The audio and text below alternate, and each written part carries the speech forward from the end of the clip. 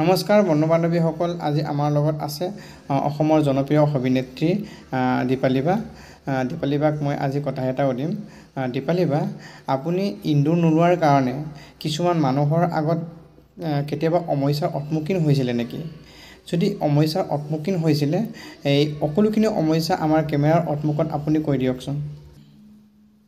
বহুতৰে মোক লৈ এটা প্ৰশ্ন বহুতেই সোধে, হয়তো কিছুমানে নাজানি সোধে, কিছুমানে জানি সোধে, কিছুমানে উপদেশ দিয়ে। ধানটোৰ প্ৰতি কণটো, মানুহটোৰ প্ৰতি মনটো। আপোনালোকৰ ভাৱনাবোৰক মই ভুল বুলি ক'বলৈ দুঃসাহস নকৰোঁ। সকলোৱে ভাবিবই বেলেগ বেলেগকৈ, হয়নে নহয়? ভবা কথাটো কৈছোঁ। এতিয়া মোক বহুতে প্ৰশ্ন কৰে, তুমি সেন্দুৰ নোলোৱা কিয়?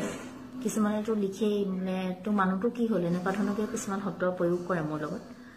তো প্ৰথমে কওঁ, মই সেনেকৈ নিজৰ পৰিচয়বিলাক বৰ দি মেলি ভাল নাপাওঁ। বৰ ভাইৰেল হোৱাৰ ইচ্ছাও নাই মোৰ।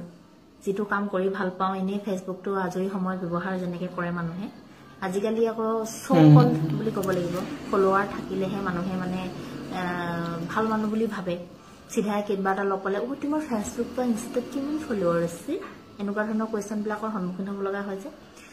ফেচবুকটো মই আচলতে লেখা মেলাৰ মাধ্যম হিচাপে মই ব্যৱহাৰ কৰোঁ আজৰি সময়ত। এটা নিচা মোৰ ফেচবুকটো মোৰ পেচা নহয়, মোৰ নিচা হয়।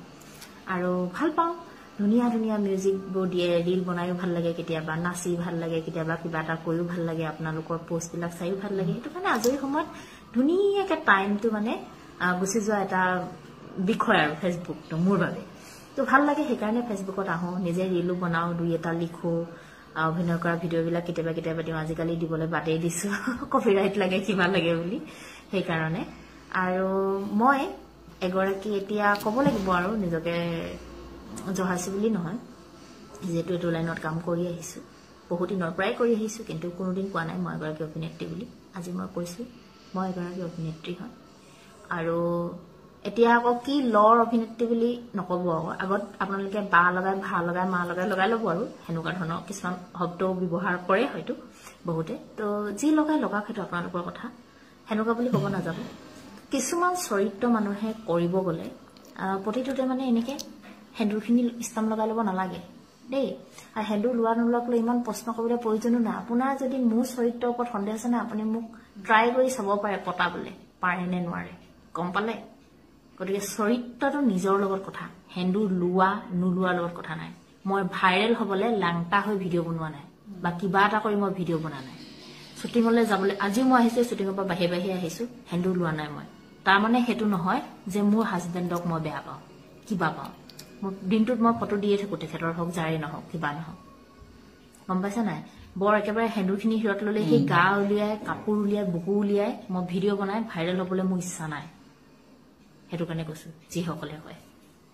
তো কিনো ক'ম, থাকে কিছুমান মানসিকতা মানুহ, প্ৰত্যেককে উত্তৰ দিব লাগে বুলিও মই নাভাবোঁ, কিন্তু বহুতেই কয়। কিছুমানে বহুত ধুনীয়াকৈ কয়, তুমি বিয়া হোৱা নাই, বিয়া হোৱা নেকি, আমি বিয়া নাই হোৱা বুলি ভাবিছিলোঁ, এনেকৈ কয়। তো তেনেকৈ আচলতে যিসকলে চাই আছে আগৰ পৰা তেওঁলোকে গম পায়, বা যিসকলে নতুনকৈ লগ পাইছে সেন্দুৰ নোলোৱা দেখিলে সুধিবইচোন দিয়ক, একো নাই। মই বিয়া হোৱা হয়, মোৰ এজনী ছোৱালীও আছে, বিয়া হোৱা হয়নো কি, এগৰাকী মই মাক, এগৰাকী বোৱাৰী। আৰু যিমান দূৰ পাৰোঁ মই মোৰ দায়িত্বখিনি মই সুকলমে পালন কৰি আছোঁ বুলি মই ভাবোঁ।